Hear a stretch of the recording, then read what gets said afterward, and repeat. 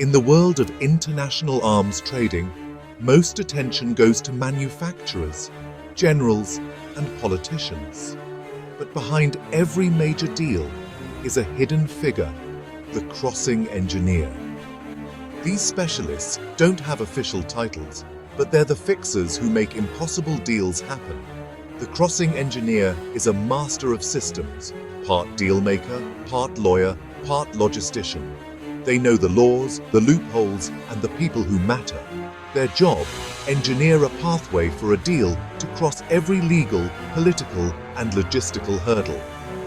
Imagine a country wanting to sell fighter jets to another nation. Licenses, approvals, and opposition stand in the way.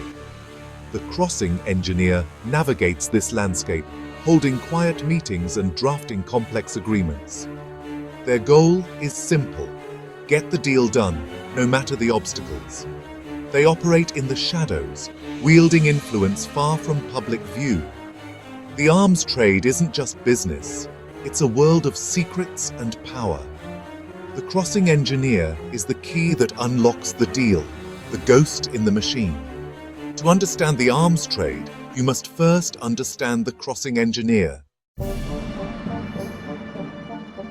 The crossing engineer's job starts long before any weapons move. They analyze every angle, mapping out obstacles, laws, politics, opposition. With deep knowledge of international law and bureaucracy, they craft a strategy to overcome each hurdle. They build support, neutralize opposition, and carefully frame deals to regulators, sometimes recasting attack helicopters as border security. Logistics are critical. They coordinate shipping, insurance, and security, ensuring every permit is in place. Sometimes they use shell companies or third-party brokers to obscure the true origin or destination. Every detail is planned to avoid scrutiny. On the financial side, they structure complex packages, loans, offsets, hidden commissions. The crossing engineer ensures money and weapons flow smoothly and discreetly. Their expertise makes the impossible possible. Secrecy is the crossing engineer's specialty. They manipulate documents, like end-user certificates, to disguise the true destination of weapons. Shipments might be mislabeled as machine parts to avoid detection.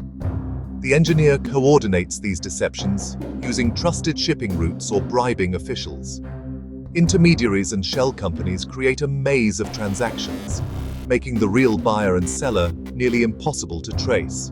Each step adds layers of confusion and plausible deniability. Information is tightly compartmentalized. No one sees the full picture.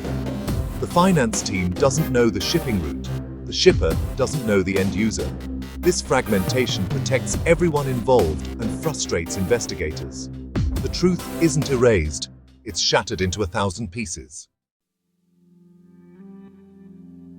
To governments and arms manufacturers, the crossing engineer is a vital asset. They turn potential sales into revenue and jobs, bypassing slow official channels. In geopolitics, speed and flexibility are prized. Crossing engineers deliver both. But this secrecy is dangerous. By sidestepping checks and balances, they enable arms to reach unstable regions or abusive regimes. Safeguards meant to prevent irresponsible sales become obstacles to be overcome. The result: a shadow world where profit and expediency trump peace and security. When deals go wrong, weapons can end up with terrorists or warlords. Today's ally can become tomorrow's enemy, armed with yesterday's deal. The crossing engineer's success can fuel instability and suffering. The crossing engineer's deceptions have real consequences, prolonging wars, fueling humanitarian crises, and enriching corrupt elites. Money meant for hospitals or schools is diverted into hidden commissions and bribes.